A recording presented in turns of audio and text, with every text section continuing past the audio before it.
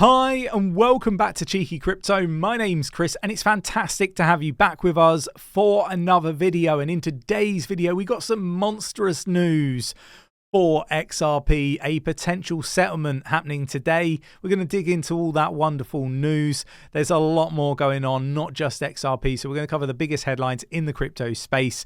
If you enjoy this sort of content, mash up the like button, subscribe if you haven't subscribed already, tapping that bell, selecting all the notifications so you never miss a video. Jump down in the Discord, free to join, link down below in the description of this video. Over 7,000 people supporting one another navigate this space safely. Right, let's get down to the desktop. Okay, so we're here on CoinMarketCap. The total market cap of crypto globally is down 0.85% at the time of recording and stands at $1.42 trillion. Bitcoin down just over 1% in the past 24 hours at $37,729.19. Ethereum at $2,034.80, down just under 1% at 0.97%.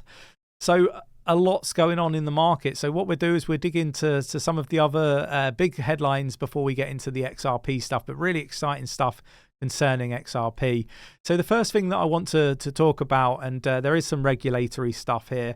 The US warns crypto firms crack down on illicit finance or exit US market.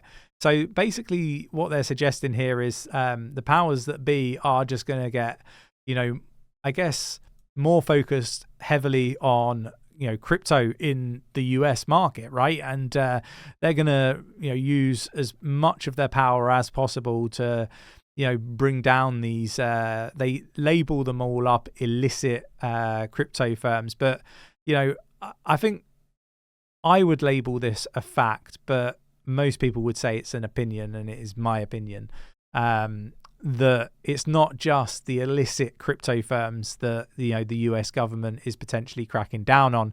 It's the legitimate ones as well, but legitimate ones that are competition for the chosen ones that the US government want to push, the ones that, the politicians and people within government are invested in. It's the competition for those that is also being attacked as part of this.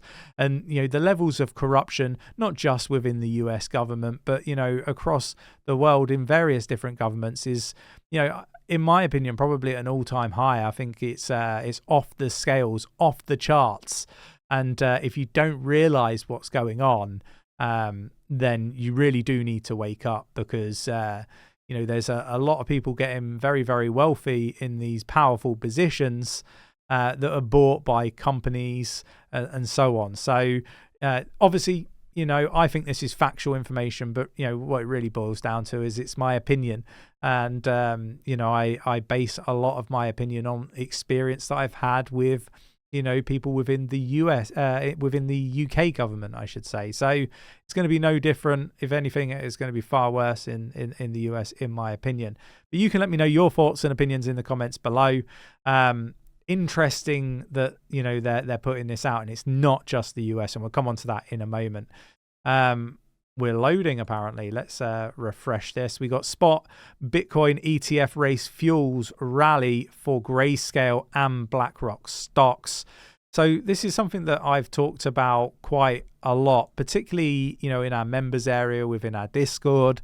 And you can go check that out. It's a 7-day free trial. So, go check it out, see if that's of interest. Link is in the description of the video. But I've talked about, good exposure to different crypto related companies, and all of these institutions like BlackRock, Grayscale, they're all Coinbase, they've all got exposure to crypto now. And a lot of these institutions outside of Coinbase that I just mentioned are heavily focused on investing in the mining aspect of stuff with Bitcoin. And I've highlighted some risks on Twitter surrounding that and in the members area on Discord. So if you want to find out more about the risks that are there when it comes to some of these big players getting involved in the mining aspect of Bitcoin, 51% attacks and all that sort of stuff, You know, we're seeing more and more people getting in, you know, vested in a lot of these stocks of the chosen ones, right? As I label them anyway. Bitcoin remains on track for $100,000 by the end of the year 2024, according to Standard Charter. Obviously, you know, they are sort of coupling this catalyst with the Bitcoin spot ETF. You know, I kind of align to it, to be honest. I think we're going to see above $100,000 in 2024. The largest Bitcoin futures ETF breaks 2021 record highs for assets under management. ProShares BITO now has $1.47 billion in holdings. And, you know, this is just taken a life of its own, this, you know, spot ETFs for Bitcoin, future ETFs for Bitcoin. We're really starting to see the big players start to step up. We're starting to see whales purchasing, you know, in bulk again. So we're getting ready for this monstrous size bull run. You know, I do want to kind of just say, and before we get into some of this market prediction stuff, like this is going to be what I think is the biggest bull run anybody's seen. It's going to, in my opinion, be off the charts. Obviously, I'm not a financial advisor.